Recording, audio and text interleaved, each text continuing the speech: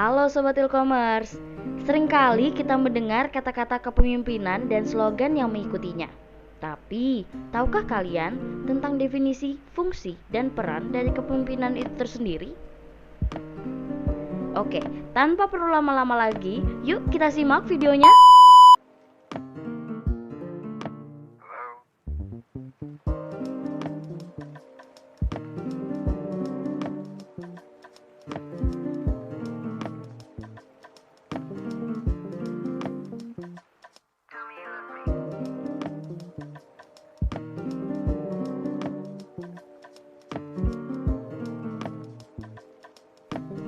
Apa itu kepemimpinan?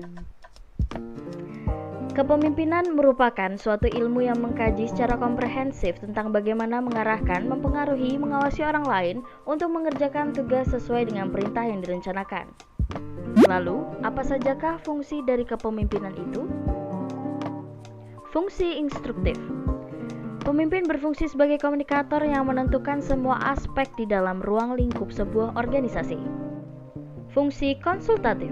Pemimpin bisa menggunakan fungsi konsultatif sebagai komunikasi dua arah. Fungsi partisipasi. Fungsi kepemimpinan berikutnya melibatkan anggota untuk turut serta dalam setiap pengambilan kebijakan. Fungsi delegasi. Kerjasama antara pemimpin dan anggota sangat diperlukan dalam sebuah organisasi. Fungsi pengendalian. Pemimpin harus mampu memberi arahan, bimbingan, serta contoh yang baik terhadap anggota. Fungsi decision maker. Seorang pemimpin dapat memberikan atau mengajukan usulan tertulis ataupun tidak tertulis dalam segala bentuk pengambilan keputusan. Apa sajakah peran dari kepemimpinan?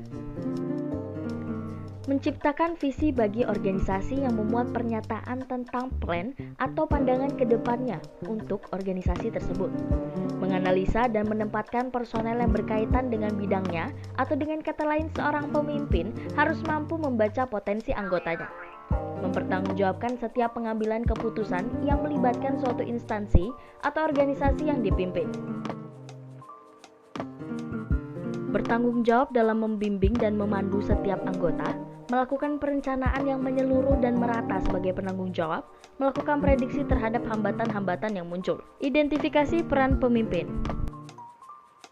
Peran hubungan antar pribadi atau interpersonal role. Aktivitas-aktivitas yang digunakan dalam peranan ini antara lain kegiatan-kegiatan seremonial sehubungan dengan jabatan yang melekat pada pemimpin. Peran ini dibagi atas 3 peranan, yaitu peran sebagai tokoh, sebagai pemimpin, sebagai penghubung. Peran informan dan informatif, menjadikan pemimpin sebagai pusat informasi bagi organisasinya, dibagi atas 3 peranan, sebagai pemonitor, pembagi informasi, dan juru bicara. Peranan pengambilan keputusan atau decisional role. Terdapat 4 peranan pemimpin yang dikelompokkan ke dalam pembuatan keputusan sebagai berikut. Yang pertama, sebagai wirausaha, sebagai pereda gangguan, sebagai pengalokasian sumber daya, sebagai penegosiasi.